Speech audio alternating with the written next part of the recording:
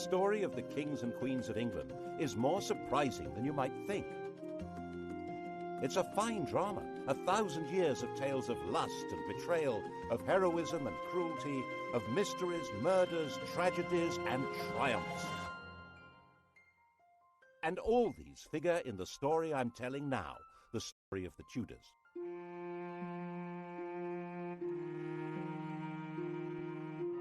Above all, though, the story of this great dynasty of rulers is a tale of passionate love affairs and what happens when love and high politics collide.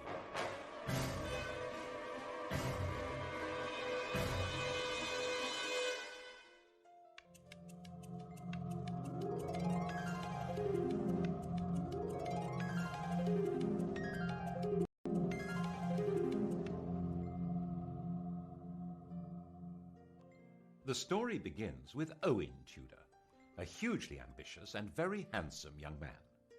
His father was an outlaw hiding out in the Welsh hills, but Owen managed to get employed as a servant in the household of the infant Henry VI. Now, this household was run by Henry's mother, Queen Catherine de Valois, a very sexy widow, who fell for Owen completely. There's no record that they ever got married, but they did have 5 children. When Catherine died in 1437, Henry VI was still only 13, and the barons who ran the kingdom in his name put Owen in prison. But when Henry came of age, he brought his stepfather, Owen Tudor, back to court and gave earldoms to his stepbrothers Edmund and Jasper Tudor. Owen ensured Edmund's marriage to a girl from Henry's family.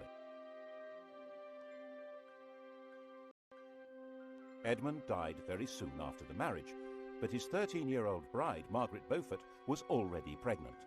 Their son was born at Pembroke Castle. He was named after the king, Henry Tudor. And Owen had a grandson with a blood connection to the House of Lancaster, the family of the king.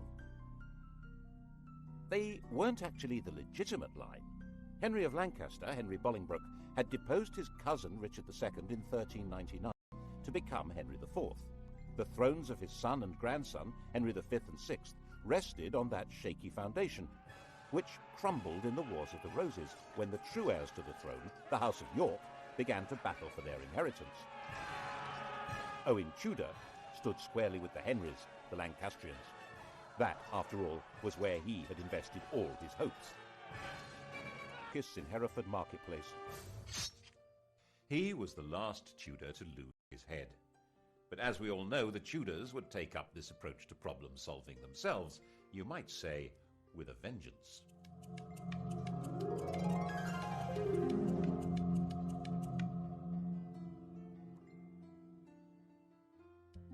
Edward of York seized the throne, Edward IV, and Owen's 4-year-old grandson, Henry Tudor, began what would be decades of living on the run or as a refugee.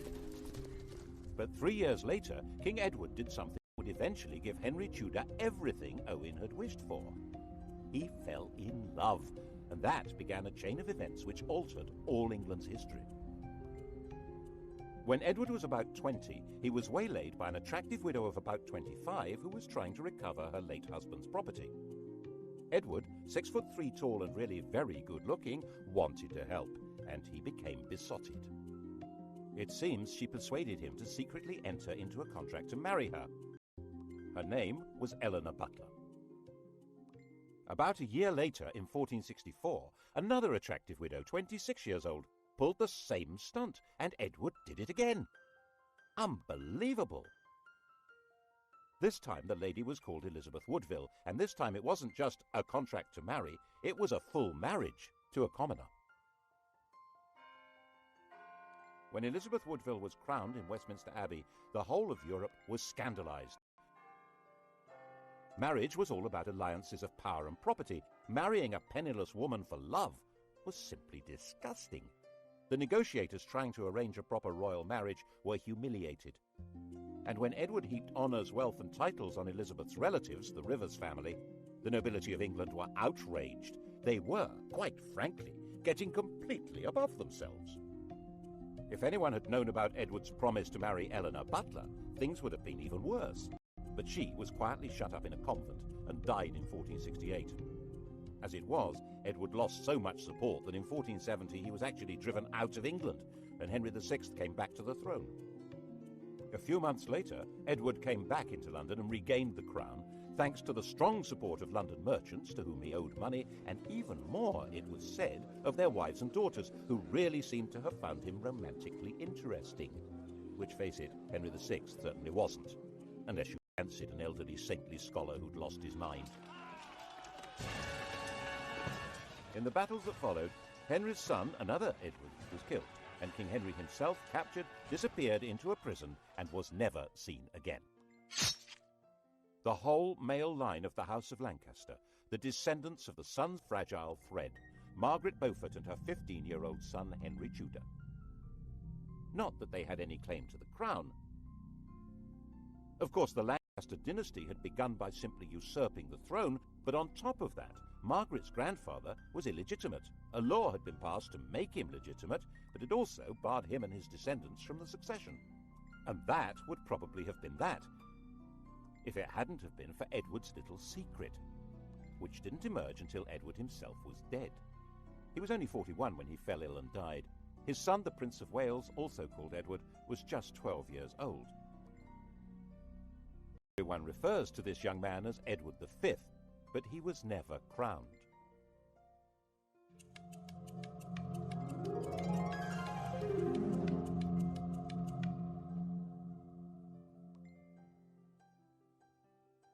The dead king's will was clear. Prince Edward would be his successor, of course, but he would be in the care of a guardian and protector of the kingdom. That person was Edward IV's brother, Richard, Duke of Gloucester. We all know him as the most evil king in English history, the warped and twisted Richard III.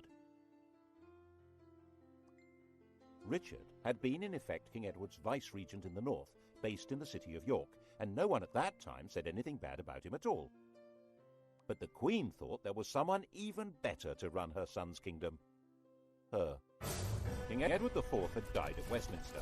Elizabeth immediately sent her brother and other members of her household rushing up to Ludlow, where Prince Edward was staying. The idea was to hustle him to London and install him before Richard even knew what was going on. Then she and her family, the Rivers, would have control of everything. Richard, of course, did find out what was going on and said he would meet up with the party as they brought the prince through Northampton. Okay? Okay. Except that when he got to Northampton, he found that the Rivers didn't have the prince with them. Alarmed, Richard took them prisoner and found their baggage stuffed with arms and armour. There was plainly an attempt being made at a coup. Richard nipped it in the bud. He found they'd secreted the prince in Stony Stratford, Elizabeth's family home. This was before blue plaques had been invented.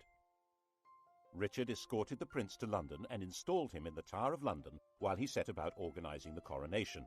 And then came the bombshell. The dead king's contract to marry Eleanor Butler had been made in front of a priest, who now decided it was time to speak.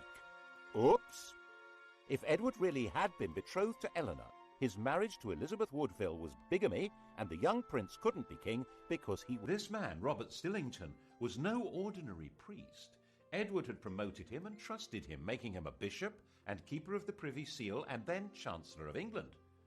But then Stillington became awfully friendly with King Edward's ambitious brother, the Duke of Clarence, and Clarence could not be trusted an inch. If Edward's children were illegitimate, Clarence would be next in line to the throne. Edward quickly had his brother sentenced to death and executed in private with no chance to make a public statement. Instead, the world was told Clarence had drowned in a butt of Malmsey, a barrel of sweet wine. Such a sad accident. And Stillington spent a year locked in the Tower. After his release, perhaps nervous of the power of strong drink, he kept his mouth shut until Edward was dead. But now he spoke, and Parliament believed him. With Edward's children illegitimate and Clarence's disinherited when he was executed, Richard was left as the proper successor. He reluctantly accepted. Well, he accepted.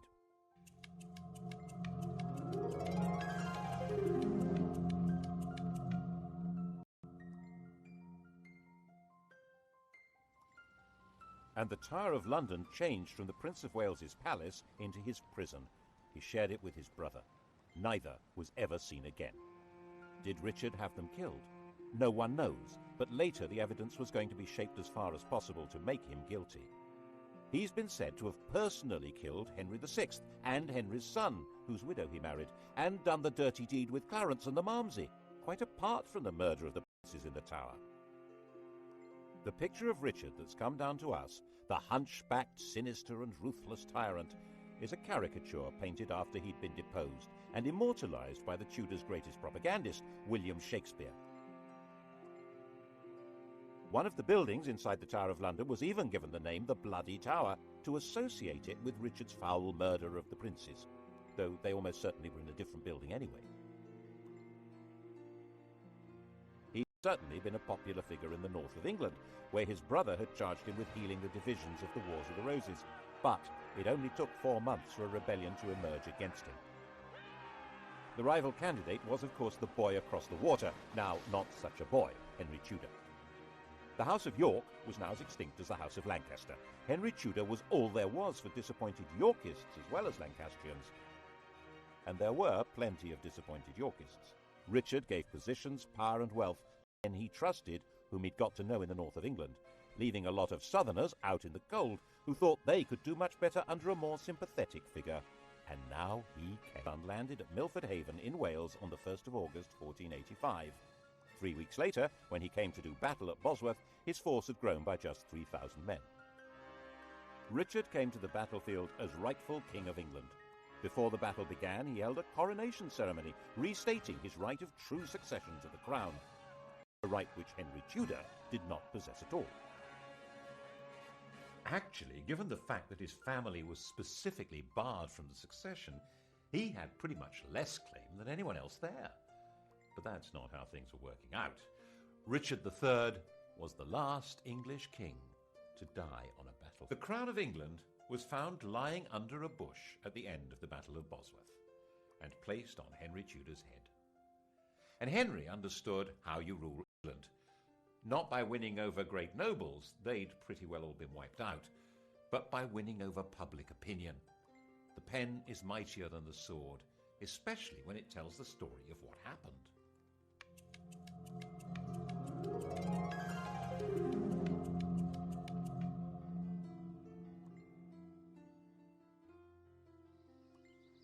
Firstly, he must not be accused of killing a king, so Richard III was not king on the day of the Battle of Bosworth. Henry Tudor dated his reign from the day before the battle. It was Richard who'd been fighting against a king, not Henry. Henry was king. It was Richard who was the traitor. Got that?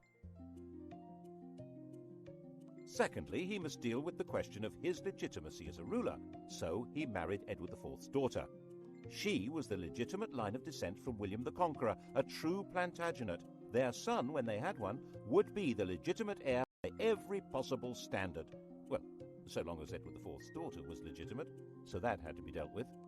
All documents relating to the business of Edward's marriage to Elizabeth Woodville being invalid were destroyed.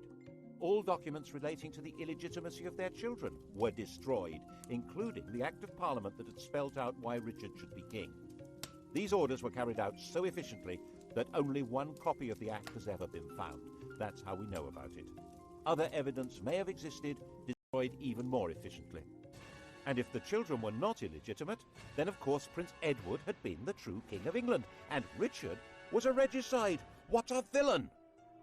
Assuming, of course, that Richard had been responsible for the boy's death.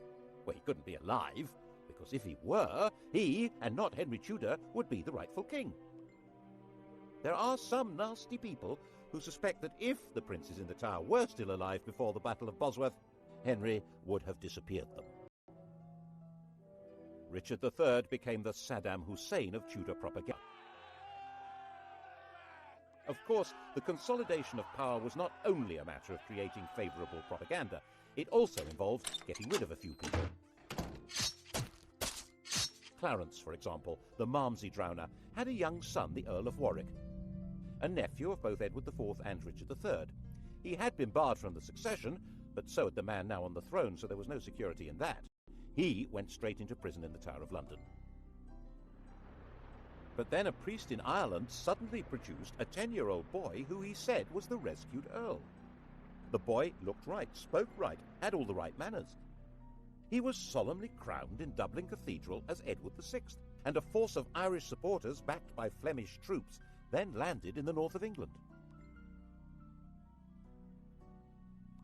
They were supported by the Earl of Lincoln, John de la Pole, who was also a nephew of Edward IV and Richard III. He was their sister's son. In fact, Richard III, who had no children, had designated John as heir to the throne. John knew perfectly well that the child was an impostor called Lambert Simnel, who had been carefully trained for the project. The rebels had obviously assumed that Henry had killed the Earl of Warwick, so wouldn't be able to prove that Simnel was an impostor. They were wrong. The prisoner, still alive, was put on public display, and the rebels were crushed. But never missing a trick, Henry forgave the child and gave him a job in the royal kitchen. He grew up to be a royal falconer. Another impostor appeared in 1492, this time claiming to be the younger of the princes in the Tower, Richard, Duke of York. His real name was Perkin Warbeck, and he stayed on the continent collecting support from anyone who fell out with Henry. Henry had persuaded Parliament to set up a special court to try members of the nobility who were a threat to the crown. A number of Warbeck's supporters suddenly found themselves arrested, tried for treason, and facing execution. This court was to become the notorious Court of the Star Chamber.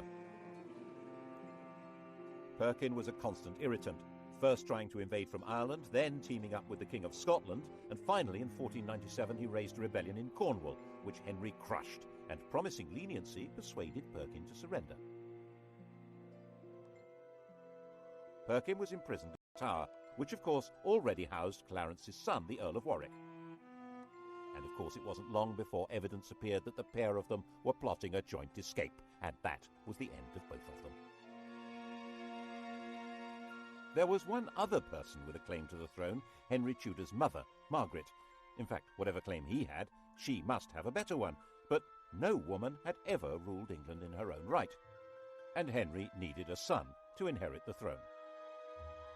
Not just to the Plantagenets, but to patriotic English legends. But Arthur died in 1502, leaving his younger brother Henry as the Tudor heir. And in 1509, when the 52-year-old king died, Henry VIII succeeded to the throne.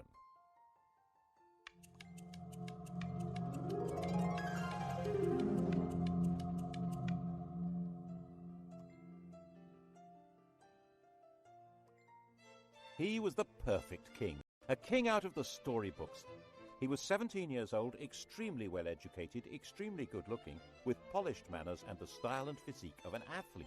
He also had an unchallengeable claim to the crown, and to secure the succession, Henry VIII married the woman to whom he'd been betrothed for 7 years, Catherine of Aragon, his dead brother's widow. The Spanish worried that this was against church rules, and so the Pope granted a dispensation. In fact, this was all rubbish. While the Bible specifically forbids a man from sleeping with his brother's wife, it actually insists that he must marry his brother's widow.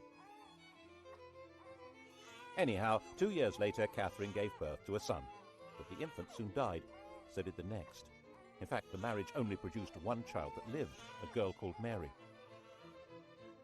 Henry was effectively all-powerful. There were no great barons anymore in England, and his father had left a well-stocked treasury. Parliament consisted to a large extent of men who depended one way or another on royal favour, and the countryside was controlled by justices of the peace who served the government. You can see the change in the very nature of power from the home of Henry's Chancellor. 50 years earlier, Edward IV's Chancellor had been a Neville, the son of the Earl of Salisbury. In those days, an Englishman's home had been his castle. Middleton Castle, actually. It was his father's home, and that great lord had also been Chancellor. Independently powerful men, based in a mighty fortified palace.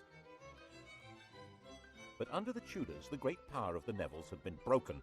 Middleton Castle was in the hands of the king. When Henry VIII's Chancellor Wolsey built himself a home, it certainly wasn't a castle. It was this magnificent palace, Hampton Court. Glass windows instead of arrow slits and chimneys instead of crenellations. No one needed a fortified house under the protection of a great king, and it was all at Henry's pleasure. If Wolsey didn't deliver what the king wanted, he was entirely dispensable, and And that, of course, is what happened.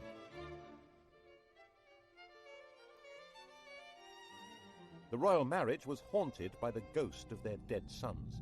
By the end of the 1520s, Catherine was in her late 40s, had stopped getting pregnant, and there was still no male heir, just a daughter, and England had never been ruled by a woman.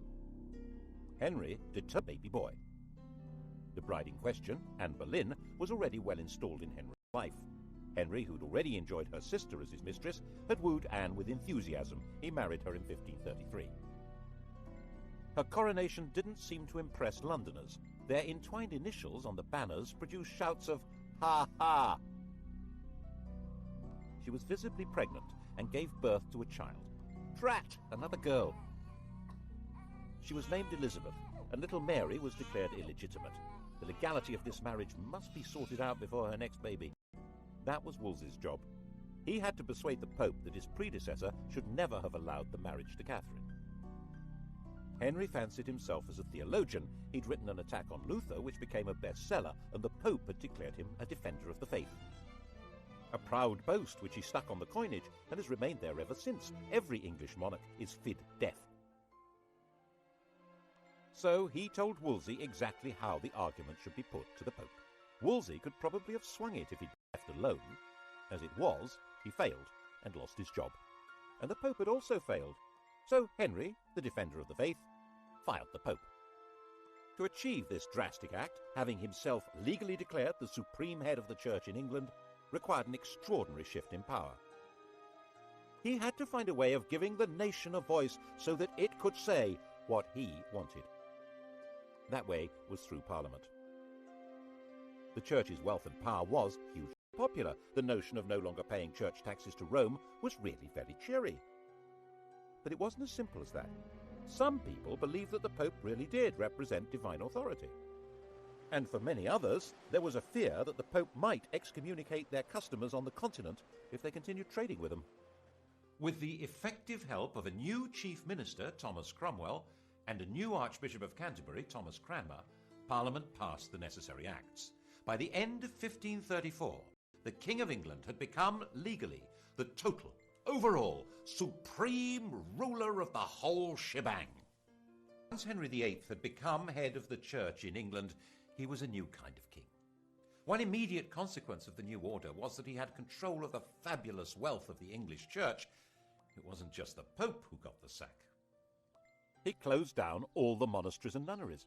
There weren't all that many people in them, less than 10,000 over the whole country, but there may have been 10 times that number dependent on them. And in areas such as Lincolnshire and Northumberland, there was armed rebellion. One of the rebel leaders was John Neville from that great old family of barons, but the Nevilles were no threat to the modern crown. The rebellions were crushed. And monastic lands were sold off cheap to bolster the treasury, who would loyally support the crown. The old struggle for power between the papacy and the monarchy had now been decisively settled. Becket, the 12th century archbishop whose defence of church power had led to his martyrdom, had been the most popular saint in England. Henry ordered Becket to be declared no saint, to be tried and convicted of treason, and for his bones to be burned and the dust scattered in the air. Who's in charge now, eh? What's more, in 1536 Catherine of Aragon died, meaning that the problem of the ex-queen had gone away. He and Anne Boleyn dressed in bright yellow to celebrate. But 4 months later, he was told that Anne had committed adultery. Henry was surrounded by courtiers jockeying for influence, forming alliances, factions, to do down those who might damage them. And Anne became a victim of an organised campaign by those who felt endangered by her faction. Whether it was true or not, no one knows, because Henry's fury was so total that her trial and those of her supposed lovers was a travesty. She might indeed get pregnant with a boy, but then its parentage would be in doubt, and she might not. She'd miscarried at least twice since Elizabeth's birth. Without a legitimate son, it had all been for nothing. Anne was imprisoned in the royal lodgings in the Tower of London. Henry had extended them before their coronation, and now she was occupying them for the first time. Not as his wife, but as his prisoner. After 18 days, she was beheaded, and Henry married Jane Seymour.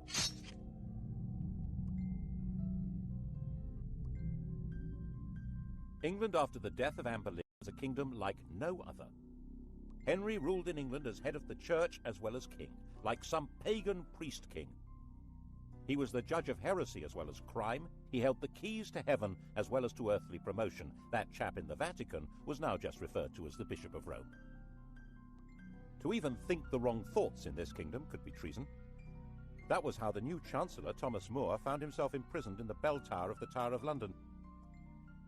Not for what he did or even what he said, but for thinking that the king should not be head of the church. He was publicly executed on Tower Hill.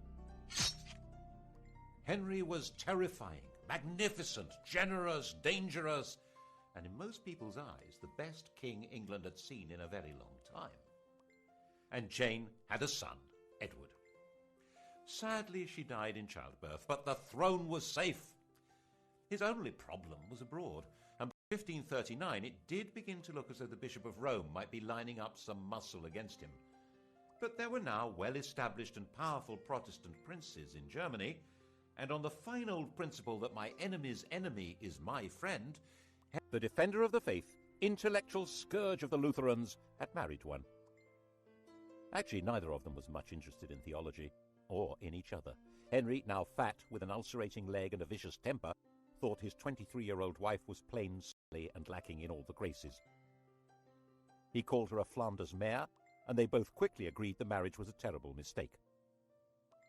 Fortunately, it was soon discovered that she had a pre-contract of marriage with someone else, and so there never had been a valid marriage to Henry. The only casualty was Thomas Cromwell, who'd set the whole thing up, and who now went to the block. Well, him and one of Anne's ladies-in-waiting, Catherine Howard. Her destruction began when More's ended. She was a kind of well-connected Monica Lewinsky figure, a teenager with sex on her mind who wanted to seduce the most powerful man around. And he fell for her and married her. And when she carried on being sexy and had sex with other men, he flew into another tempestuous rage and had her beheaded. Her lovers' heads were mounted on London Bridge. Henry then decided to marry John Neville's widow, Catherine Parr. She was extremely nervous, but had no choice. She worked hard at trying to keep Henry's temper in check, moderating his ferocity towards people he thought were traitors or heretics, and persuading him to acknowledge Mary and Elizabeth as his legitimate children. His death, 4 years later in 1547, was obviously a huge relief.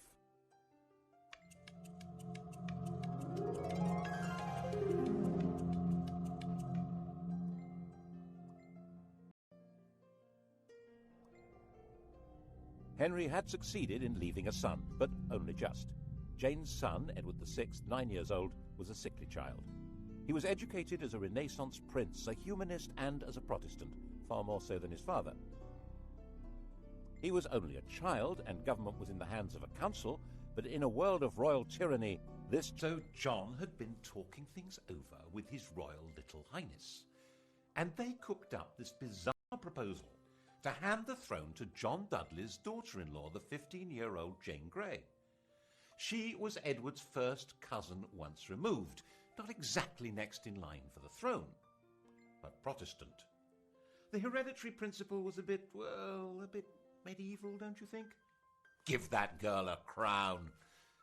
Jane knew absolutely nothing about what was being planned for her, and when she found out that she was to be queen, she fainted in shock. England had been swindled, and knew it.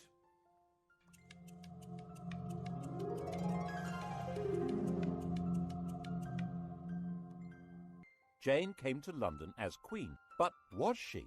Everyone's eyes turned to Mary. Throughout all that had happened since Henry had disowned her, Mary had very publicly maintained her Catholic faith and the public celebration of the Mass. She'd become a symbol of resistance to tyranny, and whenever she appeared in public, she was mobbed and cheered. And now Mary announced that she was the proper heir to the throne, and she was going from her home in Framlington in Surrey to be crowned in London. The journey was a procession through villages and towns filled with cheering crowds. She entered London to the greatest street party the city had ever seen. The dancing, drinking and bell-ringing went on all night. After just 9 days as the first woman to rule England, Jane was placed under arrest by her own father, who was supposed to be her chief defender. She was imprisoned, and Mary felt obliged in the end to have Jane executed.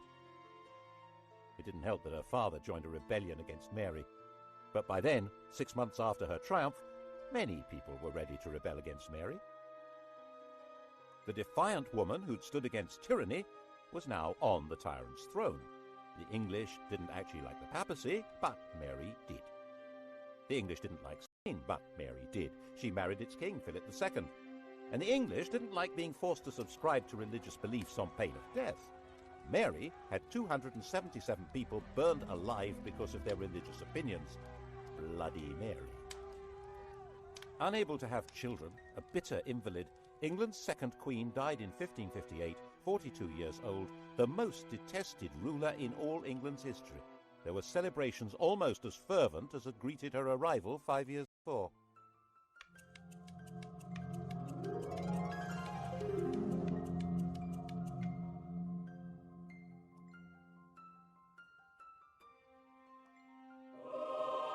Her sister Elizabeth came to sit in that terrible seat and be crowned by the grace of God Queen of England, France and Ireland, defender of the faith and supreme head of the Church of England and Ireland, even though there was not a single yard of French soil actually ruled by England.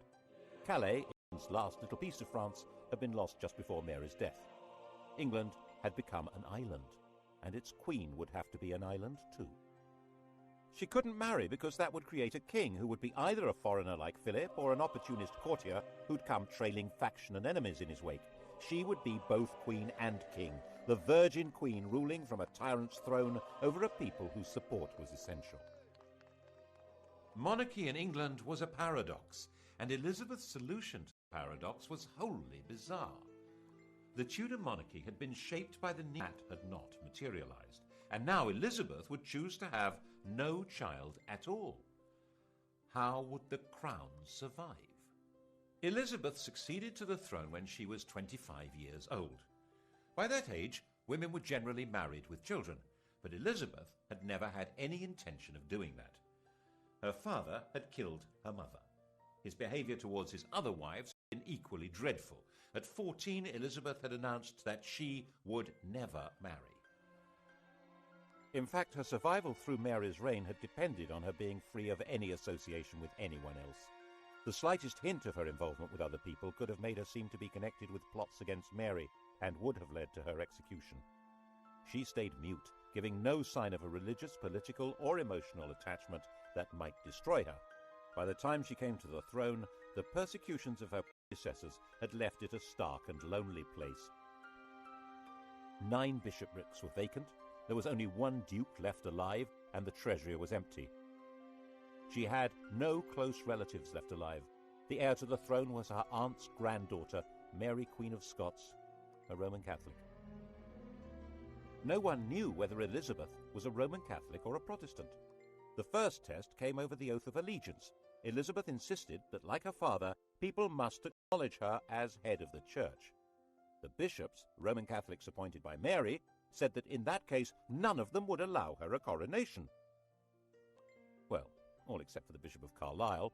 He did the honours, and the popular acclamation for the new queen was terrific, and she shouted back, "God a mercy, good people." Elizabeth interpreted her religious role in a new way. She declared that she didn't mind whether her subjects were Catholic or Protestant, so long as they were loyal. She'd survived by being very careful about what she said and did, and that was how she coped with sovereignty. She dared not marry or be touched by scandal, but her every move was watched like any modern royal, maybe more so. To the extent that her laundresses were bribed by ambassadors who wanted to know whether her periods had stopped in case she was pregnant. She made herself look splendid, held magnificent pageants, and eventually seemed to be holding the kingdom together without the rebellions, persecutions, and massacres that had become regular features of English life. She managed this in partnership with an immensely loyal and capable minister, William Cecil, and constantly teasing the world with a showy flirtation with the Earl of Leicester, Robert Dudley. But the love affair she really encouraged was to have the nation adore her. In poetry, paintings, and theatre, she was Gloriana, the magical beauty to whom loyalty and love were equally due, and who had no a Catholic plot to replace her with one of the grandchildren of Henry VIII's sister Margaret, either Mary Stuart, Queen of Scots, or Henry Stuart, the Earl of Darnley. Both of them had a valid claim, as not only was Elizabeth excommunicated, she was arguably illegitimate. They were carefully encouraged to maneuver themselves into helplessness. Mary was the more dangerous. She'd been Queen of France until her husband's death, and a ruler of Scotland who had French backing would be a danger to England even without the religious issue. But Mary's education had been unlike Elizabeth's. She'd not lived in fear of her life, but in the indulgent French court. This was not a good preparation for life in Britain, a land of conspiracies and killings. Darnley was a weak man in a weak position, a good-looking, unstable lout. What happened next looks like a cunning plan. Elizabeth pretty much obliged the 19-year-old Darnley to visit the 22-year-old widow Mary, having ordered him not to marry her. The result was totally predictable, and Darnley was a total liability to Mary. Dim-witted and resentful of his lack of power, he was also furiously jealous, and when he thought her advisor Rizzio was having an affair with Mary, he joined a plot that had Rizzio murdered in front of her. She now viewed Darnley, the patsy in all this, with hatred and contempt, and was herself complicit in the plot that murdered him with an explosion. She ended up fleeing her own kingdom and throwing herself on Elizabeth's mercy. Ultimately, a bad place to be. Elizabeth was half the time sure that Mary should be executed to deprive Catholic plotters of a candidate for the throne, and half the time sure that she should do no such thing. Ruling queens were rarer than hen's teeth. For one to kill another really wasn't good. She signed the death warrant, but in a state of real distress. Mary and Darnley had a son, James, and he was now the virtually incontrovertible heir to Elizabeth's throne. She wrote to him confirming that and apologizing for what she'd done to his mother. The very idea that it was legitimate to kill a crowned sovereign was extremely dangerous. Elizabeth was deeply concerned with the rights and powers, the prerogatives of the sovereign. She was very wary of Parliament, which in her view treated every request for taxes as a blackmail opportunity to give itself powers of government. So she tried very hard not to ask for taxes, and her government was parsimonious, mean as possible, and then some. She was determined to protect royal authority. She refused to allow Parliament to refer to England as a state. She said it sounded too much like something to do with the States General, the parliamentary body that ruled the Dutch Republic. That republic, it was her ally in her struggle to keep England out of Spain's clutches, but she was nervous that its political ideas might be catching. England was a kingdom. It happened to be ruled by a queen, but as she famously said, one who had the heart and stomach of a king. Of course, Elizabeth's greatest moment was when she managed to see off the Spanish Armada, when Philip II, by far the most powerful ruler in the world, assembled a vast fleet to collect an invasion army from the Low Countries and bring England back into the Roman Catholic Church. The English fleet, genuinely patriotic, genuinely daring, skillfully harried the Armada to prevent it finding a safe anchorage where it could make contact with the landing force.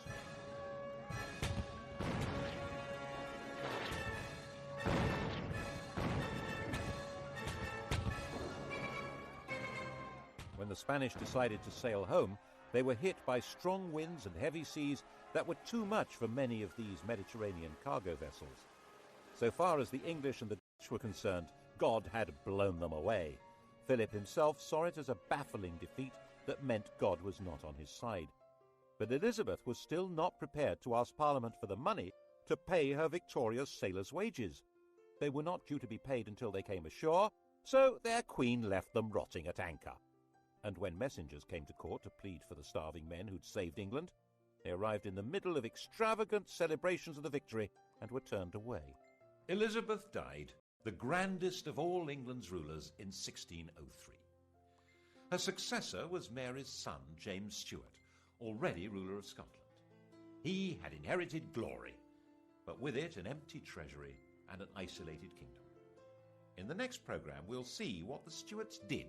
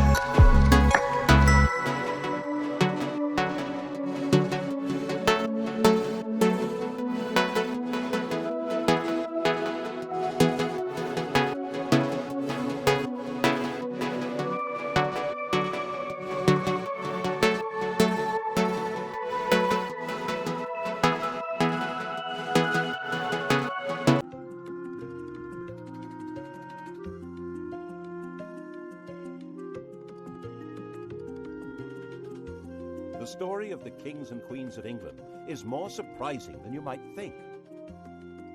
It's a fine drama, 1,000 years of tales of lust and betrayal, of heroism and cruelty, of mysteries, murders, tragedies, and triumphs. And all these figure in the story I'm telling now, the story of the Tudors.